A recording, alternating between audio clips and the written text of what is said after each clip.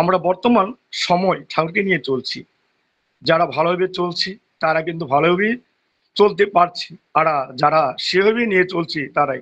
এজন্যই আমাদের নলবাড়ি মুকুন্দ হালদা বলেছিল যে ঠাকুরকে নিলে কি হয়।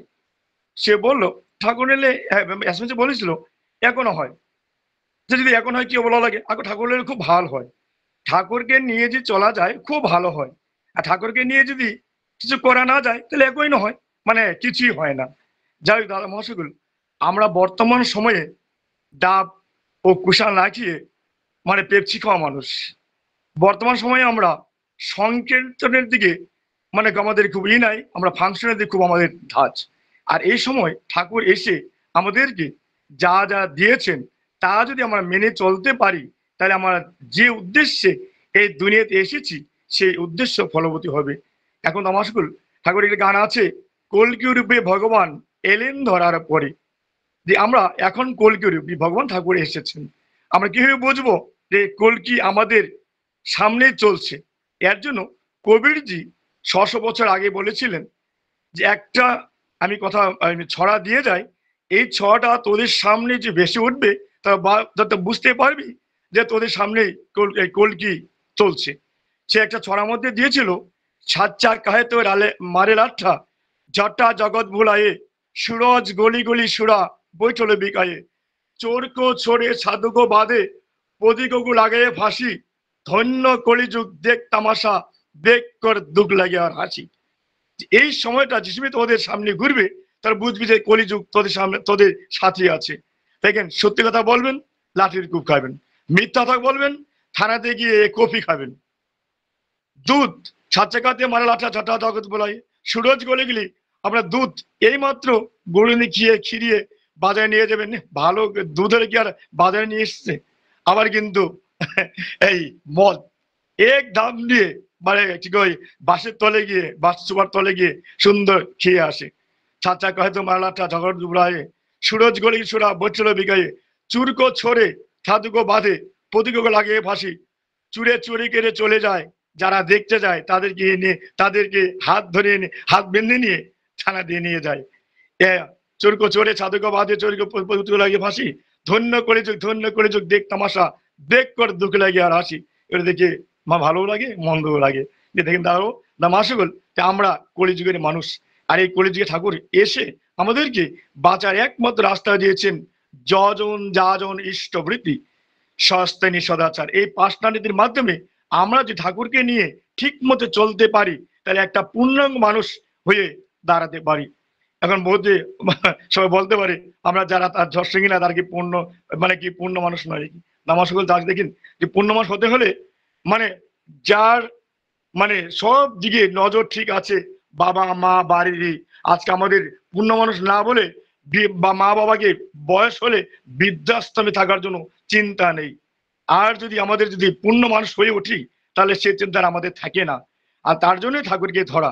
আর এর জন্য ঠাকুর দেখেন আমরা বলতে পারে যে আমরা ইষ্টবৃদ্ধি করি, সবকিছু করি, সবকিছু করি, তথাপি আমাদের মানে পূর্ণ হয়ে ওঠে না, মানে সম্পূর্ণ আমাদের বিপদ আপদ অসুখ বেঁচে লেগেই আছে। তার কারণ হলো যা ঠাকুর বলেছেন তা আমরা ঠিক মতে করি না। যেমন ধরেন আমরা ইষ্টবৃত্তি ঠাকুর বলেছেন পূর্ণ ইষ্টবৃত্তি কোন সময় হয়? যে সময় ঠাকুর একটা ছড়া দিয়েছেন, ছড়ার মাধ্যমে আমরা যা করি সেটা পূর্ণ ইষ্টবৃত্তি হয়ে ওঠে।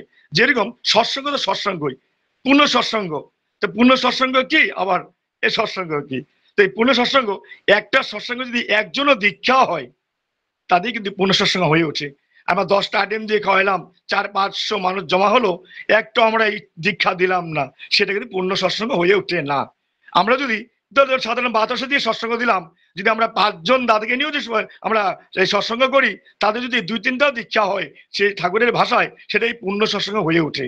যেরকম ঠাকুর বলেছিলেন ইষ্টবৃত্তির সম্বন্ধে বলেছিলেন, দিন গুজরানি আয় থেকে কর ইষ্টবৃত্তি আহরণ, জল গ্রহণের পূর্বিতা করিসিষ্টে নিবেদন, নিত্য এমনই নিয়মিত যেমন পারিস করে যা, মাসটি যবে শেষ হবে তুই ইষ্টস্থানে ইষ্টস্থানে পাঠিয়ে দিয়ে আরো 2টি ভুজ রাখিস, গুরু ভাই বা গুরুজনার দুজনাকে সেটি দিস, পাড়া পড়শির সেবার কাজে রাখিস কিন্তু কিছু আরো, উপযুক্ত আপদগ্রস্তে দিতে হবে যেটুক পারো। এই সবগুলির আচরণে ইষ্টভৃতি নিখুঁত হয়, এ না করে ইষ্টভৃতি জানিস কিন্তু পূর্ণ নয়। যে দেখেন দাদা মহাশয়, ঠাকুর আমাদের ইষ্টভৃতি কিভাবে করতে হয়, ইষ্টভৃতি করার পর আমাদের করণীয় কি সুন্দরভাবে আমাদেরকে বুঝিয়ে দিয়েছেন। দাদা মহাশয়, আমি সময়ের দিকে লক্ষ্য রেখে মানে মানে ছুঁয়ে ছুঁয়ে যাচ্ছি যে তারা দুটো ভূজ্য রাখতে দিচ্ছেন, আরেকটা ভূজ্য রাখতেছেন পাড়াবড়শির জন্য। যে দুটা ভূজ্য বর্তমান দেখা যায় আমাদের উপকেন্দ্র আছে, আমার ইষ্টভৃতির জন্য পাঠাতে যাই, তার জন্য একটা ভূজ্য নিয়ে গেলাম উপকেন্দ্রর যে উপকেন্দ্র মুরব্বী তার জন্য। আরেকটা যদি পারি আমরা ধরেন মন্দিরে পূজারী কেন্দ্রের পূজারীর জন্য একটা নিয়ে গেলাম, ঠাকুরের কিছু মানা হলো। তারপর পাড়াবড়শি তো বিপদ আবার আছেই, সেখানে আমরা যদি অল্প যোগদান করতে পারি তাহলে আমরা একটা কিন্তু এই মানে কিছু পূর্ণ স্থিতি হয়ে ওঠে। এই দেখেন মাসুল, এই পূর্ণ স্থিতি করার জন্য আমরা যদি করি না দেখেই আমাদের এগুলি হয়ে ওঠে। যেরকম ঠাকুর থাকা অবস্থায় সৎসঙ্গে একদম আলোচনা করেছেন, ঠাকুর থাকা অবস্থায় একজন সভাপতি ঋত্বিক, তার ছেলে মানে মারা যায়। মারা যাওয়ার পর ঠাকুরকে গিয়ে স্বামী স্ত্রী মানে বসলেন, দাদা পাঞ্জা নিয়ে গেলেন, ঠাকুরকে বললেন ঠাকুর আমি তো পাঞ্জার যোগ্য নয়, কারণ আমার ছেলে মানে এই কম বয়সে মারা গেল, আমি তো সবকিছু করছি, তাহলে আমি পাঞ্জাটা মানে তার মানে ঠাকুরকে পাঞ্জাটা দিয়ে দিবে। মানে যেহেতু ভুলে ঠাকুর ছেলে অগলে মারা গেল, সে সবকিছু করে তা সত্ত্বেও বা ঠাকুর তাদেরকে মার দিয়ে তাকে বললো, দাদা দিকে তাকে বললো, দেখ ছেলে যে মারা গেছে তোর তো ভুল নেই, সম্পূর্ণ ভুল তোর সহধর্মিনীর। সেই সময় মা এই বললেন, আরে একজন ছেলের মৃত্যুর কি কারণ কি মা হতে পারে? সেই সময় ঠাকুর বললেন, হ্যাঁ তোর জন্যই ওই সেটা মানে কম বয়সে মারা গেল। কিভাবে সেটা ঠাকুরের দাদা জিজ্ঞাসা করলেন, ঠাকুর বুঝতে পারলাম না, আপনি একটু বলে দিন, কারণ মা আমার সহধর্মিনীর জন্য যেন আমার ছেলেটা মারা গেল। পরে বললো, দেখ ও আজ পর্যন্ত যত বয়সে মারা গেছে আজ পর্যন্ত ও হাতে পয়সা নিয়ে ইষ্টবিধি করেনি। মা তোর সহধর্মীকে জিজ্ঞেস দেখ। সে ঠাকুর যে দাদা বৌদির দিকে তাকানোর পরেই বৌদি হ্যাঁ মানে কোনোদিনের পয়সা দিয়ে ইষ্টবিধি করেনি। ঠাকুরকে গিয়ে ঠাকুর ঘরে গিয়ে আজ পর্যন্ত ওই কি কয় নাম দেন করেনি। হ্যাঁ দাদা ওই বৌদিকে তাকাতেই বৌদি হ্যাঁ যে কোনোদিনও সৎসঙ্গে যায়নি বা যায় না ছেলে, এইগুলি যে করার পরে ঠাকুর একদম যদি একটা পর একটা বলতেছে, সে মা সব মানে মাথা দিয়ে বলছে হ্যাঁ হ্যাঁ। তাহলে এখন দেখেন দাদা মা সকল, যে আমরা স্বামী স্ত্রী যতই ঠাকুরের ভক্ত হই না কেন, আমাদের মাধ্যমে যদি ছেলে মেয়েরা যদি ঠাকুর কেন্দ্রিক হয়ে উঠতে না পারে, তাহলে কিন্তু আমাদের কিছুই রইল না। এরকম এর জন্যই আমরা প্রথম, আর এর গুরুত্ব কিন্তু বেশি মাদের উপরে। ঠাকুর বলেছেন, জাগো লক্ষ্মী মায়ের দোল, তোমরা না জাগিলে মাগো দেশের অমঙ্গল। দেশের অমঙ্গল যা হচ্ছে একমাত্র মার জন্য। মারা যদি জাগাতে থাকে তাহলে দেশের অমঙ্গল খুব হতে পারে না ঠাকুরের ভাষায়। যেমন অন্য অমঙ্গল না, এক অমঙ্গল বাড়ির দিকে, আর বাড়ির দিকে মানে কি আমি ছেলে মেয়ে যে জাগাতে আনতে না পারি, তাহলে কিন্তু দাদা ও মাও জাগাতে থাকবে না। দেখেন দাদা মা সকল, আজকে এই অবিন্দা এই যে ডিপ ওয়ার্কস যেটা এই সম্পূর্ণ কিন্তু ডিপিটা আমার বাড়িতে ঢুকে আছে। আমি প্রথম যদি আমার বাড়িটা যে ডিপিতে মানে না করে আমি ঠিক না করি, তাহলে আমি পাড়াবসির জন্য চেষ্টা করলে কাজে লাগবে না। আমার ছেলে যদি কথা না শুনে, আমার মেয়ে যদি কথা না শুনে, আমার যদি সহধর্মিনী আমার কথা না শুনে, ডিপির কাজ করলেও কাজ হবে না। ডিপিটা প্রথম আমার বাড়িতেই ঠিক করতে হবে। কেমন যেন আমি স্বামী স্ত্রী যেন সকালে বিকালে ঠিক মতো প্রার্থনা করি, নাম দিনে যুক্ত হই, তার সাথে আমার ছেলে মেয়ে আছে, ছেলে মেয়েকে নিয়ে সব যদি আমি করি, তারপরে ধরেন সৎসঙ্গে যাওয়া, মাতৃসম্মেলনে যাওয়া, সম্পূর্ণ ডিব্বি কাজ, তাহলেই কিন্তু ডিব্বির কাজ হয়ে ওঠে আমার বাড়িতেই। তারপরে আমি একজনকে বলতে পারি, দাদা ডিব্বি কাজটা করো, বা যদি ছেড়ে দিয়েছো আবার আরম্ভ করো। যেরকম বাড়িতে গিয়ে ওই মানে বিঙ্গিতা বলেছিলেন যে একটা বাড়িতে একবার দুইবার গিয়েও না হতে পারে ডিবিতে, একটা বাড়িতে 10 বার যেতেও লাগতে পারে, কিন্তু অধৈর্য না হয়ে সেই বাড়িতে 10 বার গিয়েও যদি কাজটা হয়, তাহলে দেখেন কত সুন্দর হয়ে উঠবে। আর বর্তমান দেখেন দাদা মাসুকুল, ডিবিকে যে আমরা যাই এত ভালো লাগে বলার মতো না। আমাদের দীক্ষা যে বাড়ছে একমাত্র ডিবির জন্য। আমাদের সৎসঙ্গ বাড়িতে এরকম আছে 12 বছর হয়ে গেছে, 13 বছর হয়েছে, মেয়ে ছেলে এম এ বিএ পড়তেছে, এখন দীক্ষা দেয়নি। এই ডিগ্রি করার সাথে সাথে দেখেন ওইগুলো দীক্ষার জন্য ব্যস্ত হয়ে পড়ে, দীক্ষা দেওয়া হয়। এরকম করে কিন্তু বহু দাদারা এই আমাদের রীতি দ্বারা কিন্তু মানে দীক্ষা বেড়ে যাচ্ছে। যাই হোক দাদা মাসুল, দেখেন মানে এই সময় দিকে লক্ষ্য করে আমার সময় মোটামুটি 15 মিনিট হয়ে গেল, আর 15 মিনিট হাতে আছে। এখন দাদা মাসুল, দাদা বলেছেন যে মানে আমাদের এই কি কয় এই কি কয় কথা কীর্তন, কথা কীর্তন দাদা দেখছেন আমরা অল্প ভয় লাগে। ভয় কেন লাগে দাদা মাসুল? এর জন্যও ভয় লাগে যে আমি কথা কীর্তন করবো ঠিকই, কিন্তু ঠাকুর যা বলেছেন যে চলা বলা করা এই তিনটা আমার চরিত্রে আছে কিনা। আমি বলে গেলাম একটা, করলাম একটা, তাহলে কিন্তু আমার ওই মানে ওই চলা বলা করার মাধ্যমে ফুটে উঠলো না। যেটা আমি দাঁড়িয়ে সুন্দরভাবে বলছি, আমাদের যে সামনে কেন্দ্র মন্দির থাকে, আমাদের কি কয় যদি এই মন্দির থাকে, কেন্দ্র থাকে, যে মানে বিকাল পারলে প্রার্থনা করতে হয়, সকাল বিকেল গিয়ে মন্দিরে দেখাশোনার চেষ্টা করতে হয়, মন্দির মেনটেন্সের জন্য আমি চেষ্টা করতে হয়, পূজারি ঠিকমতো চলছে কিনা, ঠাকুর বুক চলছে কিনা, আমি দাঁড়িয়ে সুন্দরভাবে বলে যাচ্ছি। কিন্তু একদিনে গিয়ে আমি পূজাকে জিজ্ঞাসা করছি না, ঠাকুর বাবা পরিচালনা যে করছে জিজ্ঞাসা করছি না দাদা মন্দির কেমন চলছে বা কিভাবে কি চলছে, বা আমার থেকে যেটা যাওয়া দেওয়ার যেটা সেটাও দিচ্ছি না, কিন্তু আমি কিন্তু বলে যাচ্ছি। তারা আমার কিন্তু চলা বলা করার মধ্যে সেটা ফুটে উঠলো না। তাহলে আমি এর জন্য ভয় লাগে। আবার দেখেন আমি বলছি যে দাঁড়িয়ে বলছি যে সকালে টাইম প্রার্থনা করতে হয়, বিকালে টাইম প্রার্থনা করতে হয়, নাম দিন করতে হয়, কিন্তু আমি সকালে উঠে 7টা 8টার সময় হাতে পয়সা নিয়ে আমি বলছি আজ এ প্রভাতে কর্মারম্ভে। তা দেখেন দাদা মাসুল, আমি কিন্তু আলোচনাতে বলে গেলাম, কিন্তু আমার হাতে পয়সা আছে 7টার সময় বা 8টার সময়। তা চলা বলা করা এই তিনটা আমার মাধ্যমে ফুটে উঠলো না। দেখেন আরেকটা আছে, আমি ডিবির কাজের জন্য দাদাকে বলি, দাঁড়িয়ে বললাম ডিবি কাজ করতে হয়, তা ঠাকুর যা বলেছে তা আমাদের মানে কি কয় হয়ে উঠবে, পয়সা থেকে বঞ্চিত হইব না, এটা একটা প্রসাদের মতো আমি দাঁড়িয়ে সুন্দর করে বলে যাচ্ছি। যেরকম ঠাকুর বলেছে আমি এই যে মানে সব দিকে মানে কি কয় ডিবি মানে একজন হলেও যেন আমি ডিবি কাজে ব্যস্ত করাতে পারি, আমি দাঁড়িয়ে সুন্দরভাবে বলে যাচ্ছি। কিন্তু আমি মাসে একদিনও সময় দিলাম না আমার ডিবিকায় যাওয়ার জন্য। দাদারা আসলে অমুক আছে তমুক আছে, আমি দুনিয়ার অসুবিধা দেখিয়ে আমি কিন্তু আমার দিনটা কাটিয়ে দিই বা সময়টা কাটিয়ে দিই, কিন্তু আমি কিন্তু দাঁড়িয়ে বললাম। তা চলা বলা করা এটা আমার ফুটে উঠলো না। তারপর দেখেন আমি বলতেছি 3 মাস পর পরে দেওঘরে যেতে হয়, দেওঘরে গিয়ে আমরা দেওঘরে যেতে হয়, তাহলে ব্যাটারি চার্জ করার মতো আমাদের মনটাও চার্জ করার মতো হয়।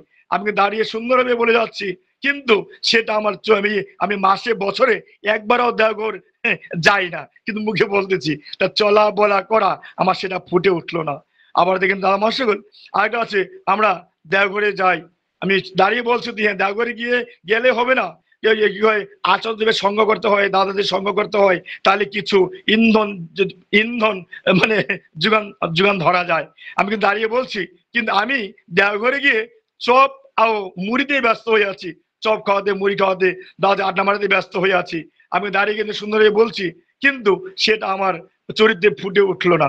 তাহলে দেখেন দাদা মুশকিল, চাইলে চলা বলা করা এই তিনটার মধ্যে যদি ফুটে না ওঠে, তাহলে আমি একজন সৎসঙ্গী বলে পরিচয় দেওয়াটাও আমার ঠিক হলো না। তাহলে দাদা মুশকিল যে দেখেন যে ঠাকুর কত দিক দিয়ে আমাদেরকে সুন্দরভাবে মানে সম্পূর্ণ বলে গিয়েছেন। খালি আমরা যদি ঠিক মতো করতে পারি, তাহলে কিন্তু আমাদের সুফলটা আমরা পেতে পারি সব দিক থেকে। আবার দেখেন নমস্কার, আমরা কিন্তু খুব কষ্ট করে 84 লক্ষ জনি ভ্রমণ করে এই দুনিয়াটা দেখেছি। এখন দেখেন দাদা মাসকল, তার মধ্যে আমরা কত সুন্দরভাবে ঠাকুরকে পেয়েছি, আমরা কত ভাগ্যবান ভাবতে গেলে।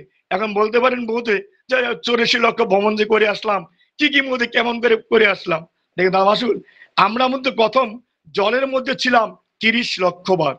তারপর যেসব আমাদের শঙ্খ জন্ম হয়, ওসব আমাদের কিন্তু আমাদের সেই জলের জন্মটা শেষ। এর জন্য শেষ যে শঙ্খ মানে ঠাকুরের কাজে লাগে। তারপর আমরা বৃক্ষ হয়ে জন্ম হয়ে 20 লক্ষ বার আমরা কিন্তু চলছি। যে সময় আমাদের তুলসী বৃক্ষতে আমরা জন্ম নিলাম, সে সময় আমাদের বৃক্ষ থেকে শেষ, কারণ তুলসী বৃক্ষ ঠাকুরের কাজে লাগে। তারপর দেখেন দামাসুল, আমরা কীট পতঙ্গ হয়ে 11 লক্ষ বার আমরা যে জুনি ভ্রমণ করেছি, করে যে সময় আমরা মৌমাছি জন্ম পাই, সে সময় কিন্তু আমাদের সেই কীট পতঙ্গ আমাদের শেষ জন্ম হয়ে দাঁড়ায়। কারণ মৌমাছি মধু আমাদের ঠাকুরের কাজে লাগে। তারপর আমরা শেষ এ হলো আমাদের এই তারপরে আমরা 9 লক্ষবার পক্ষীতে ভ্রমণ করি, এই পক্ষী জনিতে ভ্রমণ করি, করে শেষ আমাদের হয় ময়ূর। ময়ূর জন্ম হওয়ার পরে আমাদের কিন্তু সেই মানে পশু পক্ষী যেটা পক্ষী যেটাই সেটা শেষ হয়। কারণ ময়ূরের এই কি কয় ওই ঠাকুরের কাজে লাগে পাখা হিসেবে। তারপরে আমরা পশুতে 10 লক্ষবার আমরা জুনিতে ভ্রমণ করি। যে সময় আমরা গাভী জন্ম পাই, সেই গাভী জন্ম পাওয়ার পরে আমাদের এই কি কয় সেই এটা শেষ হয়। কারণ গাভীর দুধ, দই, ঘি, ক্রিম, ছানা, মাখন আদি ঠাকুরের কাজে লাগে। তাহলে আমাদের 80 লক্ষবার গেল। তারপর চিম্পাঞ্জি, বন মানুষ, শূদ্র, বৈষ্ণব, ব্রাহ্মণ হয়ে আমরা আরো 4 লক্ষবার কাটাই। এই 84 লক্ষবার কাটিয়ে আমরা একজন পূর্ণাঙ্গ মানুষ হয়ে দাঁড়াই। এই পূর্ণাঙ্গ মানুষ হয়ে আজকে আমাদের কত ভাগ্য, ঠাকুরকে পেয়েছি। আর ঠাকুর যা আমাদের দিয়েছেন, যে মানুষ হয়ে তৈরি করা যে কারখানা তৈরি করে দিয়েছেন, তাই মাত্র 5টা নীতি: যজন, যাজন, ইষ্টবৃদ্ধি, সস্তায়নী, সদাচার। এই 5টা নীতির মাধ্যমে আমরা একজন পূর্ণ মানুষ হয়ে দাঁড়াতে পারি।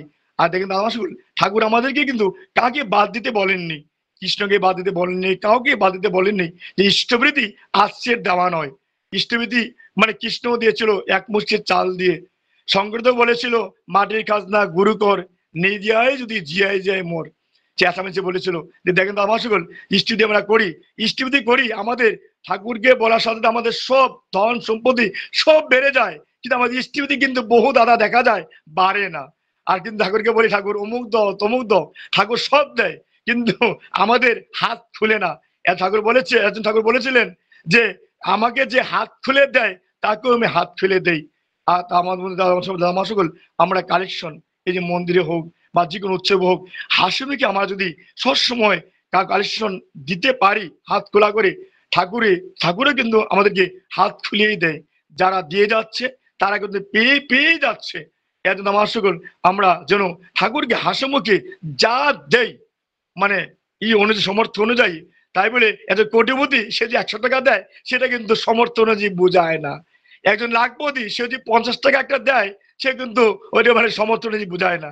সমর্থ অনুযায়ী যেটা মানে বুঝতে হলে আর মানে বিশেষ বলে আমি সময় বেশি নিচ্ছি না, কারণ 6 বাজে ইতিমধ্যে 8 মিনিট হয়ে গেছে, আমার সময় প্রায় চলে এসেছে। দেখেন আমার সকল ঠাকুর আমাদেরকে কোনো কিছু দিচ্ছে না, একমাত্র বাস্তব ঠাকুর হয়ে আমাদেরকে দেখিয়ে দিয়েছেন কোনটা করলে ভালো হয়, কোনটা করলে মিথ্যা হয়। এখন বলতে পারেন বহুতে যে বাস্তব ঠাকুর কি প্রমাণ আছে। দেখেন আমার সকল আমাদের সবসময় বহুত কিন্তু হয়। আর বিশ্বাস নাই দেখেই আমাদের ঠাকুর ঘরে দুনিয়ার দেব দেবী দিয়ে আমরা ভর্তি করে রাখি। বলতে ভাবতে পারে দাদা আবার সৎসঙ্গের মধ্যে আবার কি টুকা দিল। টুকা এর জন্য দিয়েছি, আমরা সস্তেন হলদার হয়েও আমরা কিন্তু ঠাকুরকে এখনো বিশ্বাস নিতে পারি নাই।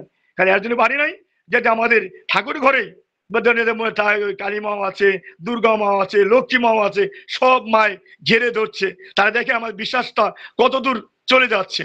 তবে দাদা সকল দেখেন বাস্তব ঠাকুর আমরা নিয়ে এর জন্য বলছি, আজ পর্যন্ত সব দেবদেবীর টাইলসে হোক, ধূপকাঠির প্যাকেটে হোক, আপনার সলায়ের প্যাকেটে হোক, সব জায়গাতে কিন্তু সব দেবদেবীর ফটো পাবেন। এখন পর্যন্ত ঠাকুরের একটা ক্যালেন্ডারও নেই। ঠাকুরের কোনো পিকচার, কোনো টাইলসে হোক, ধূপকাঠির প্যাকেটে হোক বা সলায়ে হোক, ঠাকুরের কিন্তু কোনো পিকচার পাবেন না। আর এর জন্যই বাস্তব ঠাকুর বলা যায়। ঠাকুরে বলছে না যে আমি আচার্যদেবের মাধ্যমে 10,000 বছর মানে বেঁচে আছি। যে দাদা মা সকল আমরা যে আচার্যদেবকে নিয়ে যদি আমরা চলি, তাহলে কিন্তু ঠাকুরের নিয়েই চলা হয়। তাও কি বহুত বিশ্বাসের উপরে নির্ভর করে। কারণ বিশ্বাস নাই দেখেই আমাদের যা হওয়ার তা না হয়ে উল্টাটা হয়।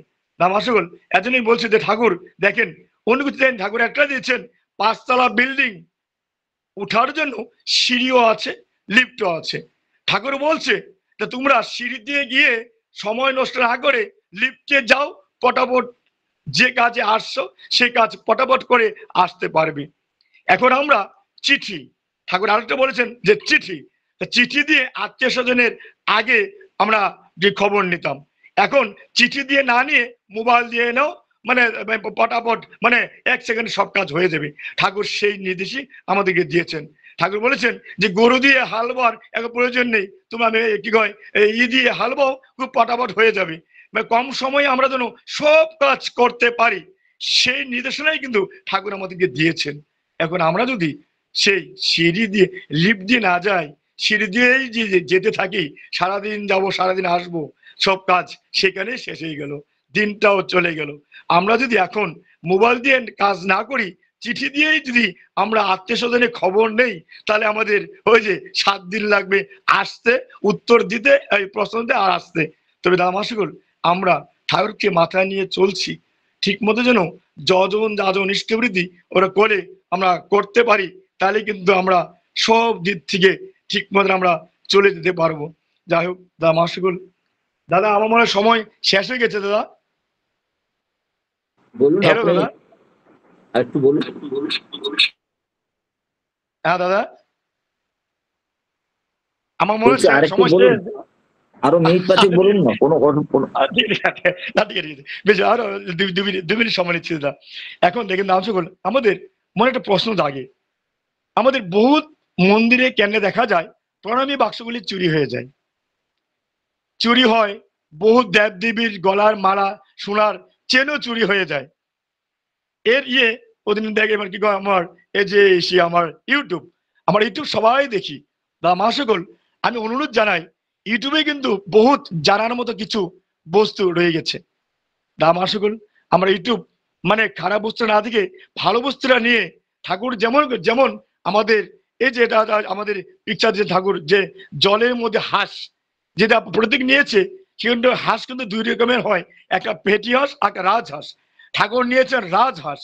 রাজহাঁসের চরিত্র হলো খারাপের থেকে ভালোটা নেওয়া, আর ফেটে হাঁসের হলো ও মানে সবকিছু একবারে নেওয়া, খারাপ ভালো খারাপটাই বেশি নেয়।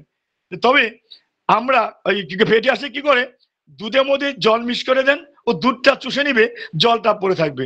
আর ফেটি হাঁস যে আছে ও মানে সম্পূর্ণই পারলে দুটাই কেড়ে নেবে, পারলে খারাপটাই বেশি নিবি দিবে বললাম।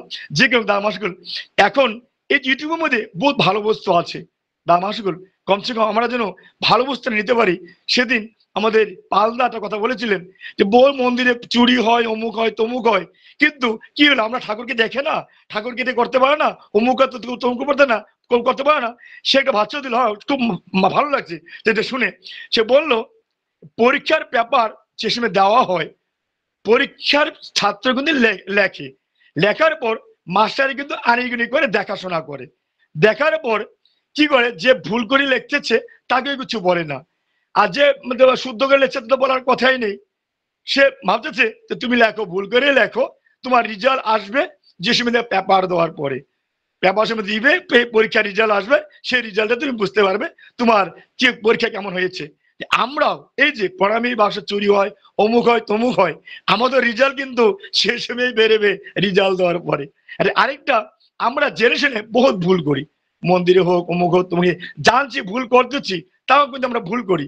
যে দেখেন দাদা মহাসকল, এই ভুলটা আমরা জেনারেশনে করার পরেও যদি করি, তাহলে এটা একটা সমীকরণ দিয়েছে যে এই যে এই কি আমরা কৃষ্ণ মামিকে কথা দিয়েছিলেন যে যদি 101টা পাপ করে আমি ছেড়ে দেব, 100টা পাপের পরে যদি আবার যদি করতে, কিন্তু আমি একদম যা করা তাই করবো, মুন্ডচ্ছেদন করে দিল।